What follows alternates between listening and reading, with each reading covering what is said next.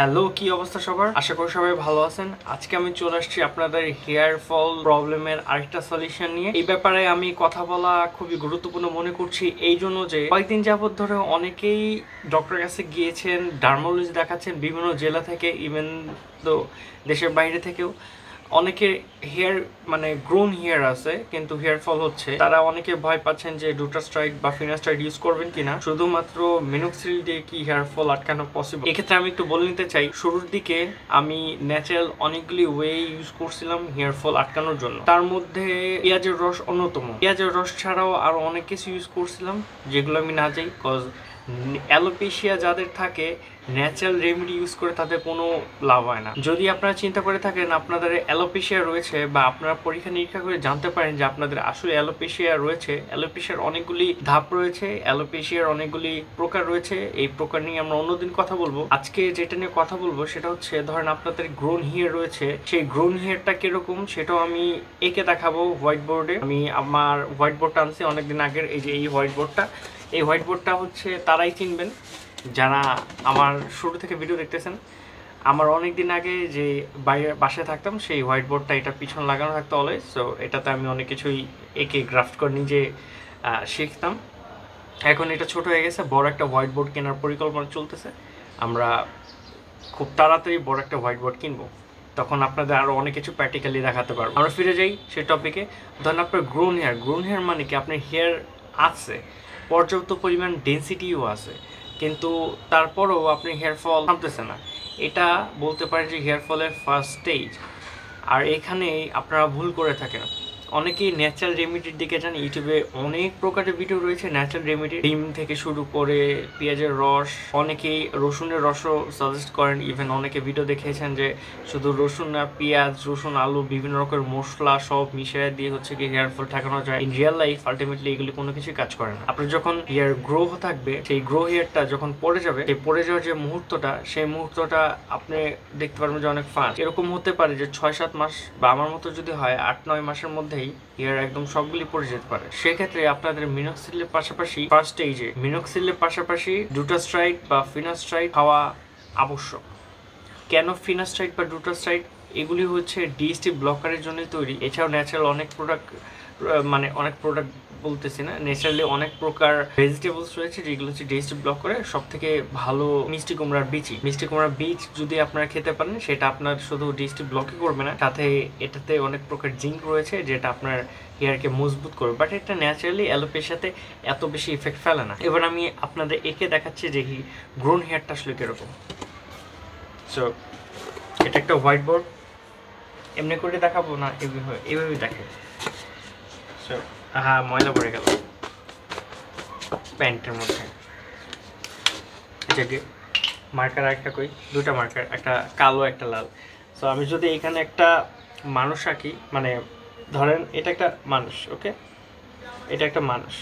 তো এর মাথায় অনেকগুলি গ্রোন হেয়ার আছে, এখন ডেন্সিটি অনেক ভালো আছে, ধরেন দেখতে পারতেছেন। তো তো ধরেন এখানে অনেক ডেন্সিটি রয়েছে এই মানুষটার, কিন্তু দেখা যাচ্ছে যে কিছুদিন পর যখন ওর বয়স ঠিক 18 কিংবা 20 বা 22 হলো, দেখা গেল, সরি এইটা আমি ভালো করে লিখতে পারিনি।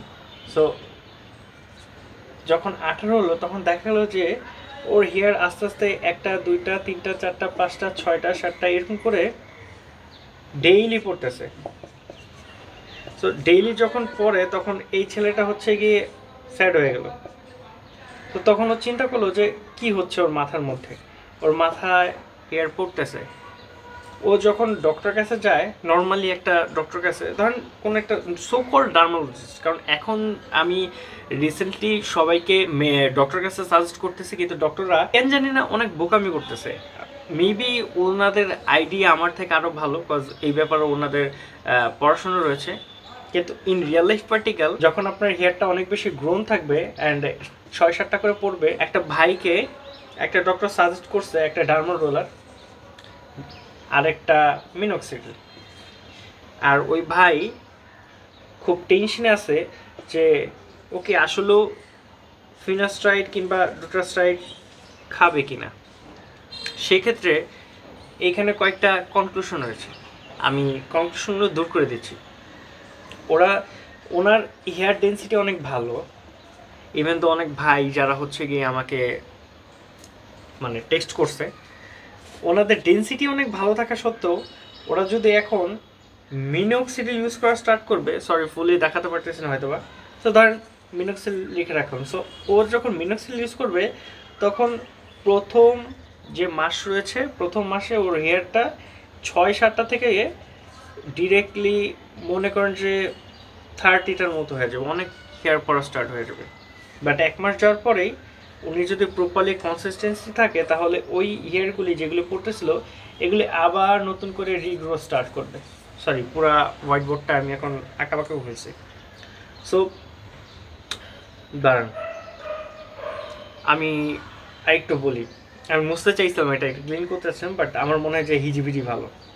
সো যখন হচ্ছে রিগ্রো স্টার্ট করবে তখন তার যদি অ্যালোপেশিয়া সাইড ইফেক্ট থাকে তখন এই যে হেয়ারটা রিগ্রো হইলো এই হেয়ারটা আর স্থায়ী থাকবে না, কারণ এই হেয়ারটা যতক্ষণে রিগ্রো করবে ততক্ষণ হচ্ছে ডিএসটি যে এই হেয়ারের মধ্যে অ্যাটাক করা শুরু করবে, আর এখানে কোনো রকমের প্রোটিন কোনো রকমের ব্লাড ফ্লো হবে না, সেই বিধায় এই হেয়ারটা আবার পড়বে। সো যেহেতু আমি এখানে ডিএসটি ব্লকারটা ইউজ করি নাই, সেহেতু কী হবে, আমি যদিও মিনোক্সিল ইউজ করতেছি হেয়ার রিগ্রো হচ্ছে, কিন্তু সেই হেয়ারটা দীর্ঘস্থায়ী হবে না। এই ক্ষেত্রে যদি আপনার হেয়ার ডেন্সিটি অনেক বেশি থাকে আপনি ডার্মারোলার ইউজ করেন, ডার্মারোলার ইউজ করার অনেকগুলি বেনিফিটস রয়েছে, কিন্তু আপনার হেয়ার যদি ডেন্সিটি ভালো থাকে তাহলে আপনি ডার্মারোলার কোনোভাবে ইউজ করতে পারবেন না। বিকজ ডার্মারোলার যখন আপনি এই লেফট রাইট আপ ডাউন করবেন তখন আপনার হেয়ারগুলি মাঝখান থেকে ভেঙে যাবে কিংবা গোড়ার থেকেই চলে আসবে, তখন আপনার হিতের বিপরীত হবে। তাহলে আমরা বুঝতে পারলাম যে ডার্মারোলার আর মিনোক্সিডিল একা কোনো কিছু করতে পারেন, আর ডার্মারোলার তখন ইউজ করা যায় যখন আপনার হেয়ারগুলি ছোট ছোট থাকে। মিনোক্সিডিলও সেম, যখন আপনি হেয়ারগুলি একদম ট্রিম করে ফেলবেন মেশিন দিয়ে, টাক খাওয়ার কোনো দরকার নেই, তখন আপনার হেয়ারের প্রত্যেকটা জায়গায় ও পৌঁছে দিতে পারবে যেখানে যেখানে আপনার হেয়ার ফলগুলি হচ্ছিল। কিন্তু সেক্ষেত্রে আমরা যদি এখন লেটেস্ট কোনো টেকনোলজির কথা বলি যেগুলো হেয়ারের জন্য অ্যালোপেশিয়ার জন্য পার্মানেন্টলি কোনো কিছু নেই, কিন্তু অ্যালোপেশিয়ার জন্য খুবই গুরুত্বপূর্ণ, সেটা হচ্ছে পিআরপি। এখানে দেখলাম। সো উনি যখন পিআরপি করবে, পিআরপিটা আসলে কি আমি এর ভিডিওর আগে অনেকবার বলছি, পিআরপিটা হচ্ছে প্লাটিরেট প্লাজমা। কি করবে, আপনার হাতে থেকে ব্লাড নিয়ে, আপনার নিজেরই ব্লাড নিয়ে সেটা ও এখানে দিয়ে দিবে, ইনজেক্ট করবে। যখন ইনজেক্ট করবে তখন এই যে ডিএসটির তো কাজ করবেই, সাথে ওর যে হেয়ারগুলি ব্লাড পাচ্ছিল না সেগুলো ব্লাড পাওয়া শুরু করবে, সেগুলো আবার রিগ্রো করা স্টার্ট করবে। সো এটা মিনোক্সিডিল থেকে ফার বেটার, এটা যে ডার্মারোলার সেটা থেকে বেটার। এখন চলে আসে ডক্টরের কথায়। অনেক ডক্টর ইদানিং সার্চ করতেছে, তারা কীভাবে সার্চ করে যায় না, হয়তো বা তাদেরকে যারা রিকমেন্ড করে এই ডার্মারোলার কিনবেন, এই মিনোক্সিডিল কিনবেন, হয়তো বা খেয়াল করে দেখবেন যে তাদেরকে ওই কোম্পানি থেকে স্পন্সর করা হয়, যেই কারণে তারা স্পেসিফিক রোগী দেখার আগেই বলে যে এই ফিনাস্ট্রাইড খাবেন, এই ডার্মালজিস্ট অ্যান্ড ব্লা ব্লা স্টাফ। কিন্তু আলটিমেটলি দেখা যায় যে কোনো কিছু তাদের হেয়ার ফল আটকায় না। হেয়ার ফল আটকানোর জন্য যাদের অ্যালোপেশিয়া রয়েছে, ফিনাস্ট্রাইড 1 বছরের মতো ব্যবহার করতে হয় যাতে আপনারা ভালো রেজাল্ট পাবেন, সেম অ্যাজ মিনোক্সিডিল। কিন্তু পিআরপি 3 থেকে 4 মাসের মধ্যেই আপনাকে মানে আপনার রেজাল্ট যাতে সহজ হয় সেটা বুঝতে হেল্প করবে যে পিআরপি আপনার হেয়ারে কাজ হচ্ছে। সো পিআরপিটা খুবই ইম্পর্ট্যান্ট।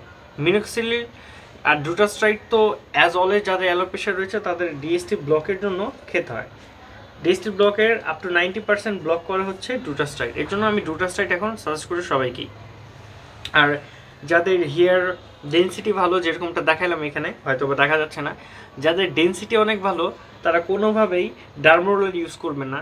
ডার্মারোলার ইউজগুলো করতে পারেন সাইড দিয়ে ইউজ করতে পারেন, কিন্তু ভিতরে না যাওয়াই ভালো, কারণ এতে হিতের বিপরীত হতে পারে, ইনফেকশন, তারপরে হেয়ার ড্রাই হয়ে যায়, এগুলো তো আসেই। আর সাথে হচ্ছে যারা মিনোক্সিডিল ইউজ করে হেয়ার যদি বেশি বড় থাকে তাহলে আমরা সাধারণত জানি যে মাথার স্ক্যাল্প যখন লিকুইড দিয়ে ভরা হয়, যেমন পানি যখন লাগে তখন কিন্তু আমাদের ফলিকলগুলি খুব নরম হয়ে যায়, সেক্ষেত্রে আপনি টান দিলে চুল চলে আসবে। সো মিনোক্সিডিল কিন্তু একটা লিকুইড, যখন আপনি দিবেন তখন কিন্তু চুল নরম হয়ে আরও বেশি পড়া স্টার্ট করবে। বুঝতে পারতেছেন ফ্যাক্ট হচ্ছে এটা। সো আমি এখন রিকমেন্ড করি সবাইকে বেশিরভাগই হচ্ছে পিআরপি। যদি আপনার ফাইন্যান্সিয়াল অবস্থা ভালো থাকে, বাজেট ভালো থাকে, তাহলে পিআরপি দেন। সাথে করে আরেকটা জিনিস বলতে চাই, সেটা হচ্ছে আপনার পিআরপি দেন, ডক্টর দেখান, DST blogger Khan, everything is work when your habit is align with your daily routine. এখন আপনি ইচ্ছা মতো চিনি খেতেছেন, ঠিক মতো পানি খাচ্ছেন না, ঠিক মতো ভিটামিন সি পাচ্ছে না, ভিটামিন এ পাচ্ছে না, তখন আপনার বডি কোনোভাবেই আর চুল আটকাতে পারবে না। তখন আপনার বডি মনে করবে চুল হচ্ছে এক্সট্রা একটা পার্ট, ওকে ছেড়ে দিই, সো ছেড়ে দিবে। আর যাদের দেরি হয়নি, যারা এখনও ঠিকঠাক মতো আছেন, তারা পিআরপি দেন। শুধু শুধু কী বলবো এটারে, মানে হেয়ার ট্রান্সপ্লান্ট ঘুরবে না। হেয়ার ট্রান্সপ্লান্ট ওই পর্যায়ে দেয় যখন হচ্ছে আপনার মাথায় কোনো ফলিকল থাকবে না, চিকচিক টাক করবে, শাইনি একটা ভাব আসবে, তখন হচ্ছে এটাকে দেওয়া যায় হেয়ার ট্রান্সপ্লান্ট। শুধু শুধু হেয়ার ট্রান্সপ্লান্টের নামে চিল্লা লাভ নেই। সো আশা করি বুঝতে পারছেন যে আপনাদের এখন কী করণীয়। আর যদি কোনো কোশ্চেন থাকে তাহলে ইউর ভাই ইজ হিয়ার, ডিএমএ লিখে জানাবেন। অনেকে আমার সাথে কথা বলতে চান, বাট আনফর্চুনেটলি আমি অলওয়েজ অ্যাভেলেবেল থাকি না। মানে অলওয়েজ বলতে গেলে সবসময় অ্যাভেলেবেল থাকে না, আমি রিপ্লাই দিই রাতে 2-3টা বাজে। So I am sorry to everyone যাদের আমি ঠিক মতো কথা বলতে পারতেছি না। বাট হ্যাঁ, আপনারা যদি ভয়েস কিংবা হচ্ছে গিয়ে টেক্সট দেন, আমি সেটা রিপ্লাই যখন ফ্রি হবো তখন তো ট্রাই করবো। আর আমার সাথে সরাসরি কথা বলার যে ব্যাপার, ওই ব্যাপারে আমরা কাজ করতেছি, আমার টিম কাজ করতেছে। So as soon as possible আমরা সেটা নিয়ে একটা কোনো কিছু একটা করবো, যাতে হচ্ছে গিয়ে আপনারা সরাসরি আমার সাথে কথা বলতে পারেন। সে পর্যন্ত ভালো থাকুন আর সুস্থ থাকুন। আপনারা যারা নতুন চ্যানেলে নতুন আসতেছেন, অ্যান্ড আমি হেলথ অ্যান্ড এইসব নিয়ে একটু টুকিটাকি কথা বলি, বিশেষ করে alopecia, because of I have alopecia. আর আমি মনে করি যে এটা নিয়ে কথা বলা উচিত, সব কিছু ভেঙে আপনাদের সামনে তুলে ধরা উচিত, কোনটা করা উচিত কোনটা করা উচিত না। কজ রিসেন্টলি দেখা যাচ্ছে যে ডক্টররাও আমার মনে হয় একটু স্পন্সর পায় কিংবা বেনিফিশিয়ালের রিজনে উল্টোপাল্টা ডিসিশন দিচ্ছে, যেটা আমার একদমই পছন্দ হচ্ছে না। সো এই জন্য অনেক ভাই এরকম একটা ইয়েতে ভুগতেছে, তারা গ্রোন হেয়ারেও তারা মিনোক্সিল দেওয়ার ট্রাই করতেছে, দ্যাটস গুড। কিন্তু ভাই বেটার সলিউশন কোনোটাই না। আপনি দেখতে হবে যে কোনটা আপনার জন্য স্যুট করে। ভালো থাকবেন and please subscribe my channel.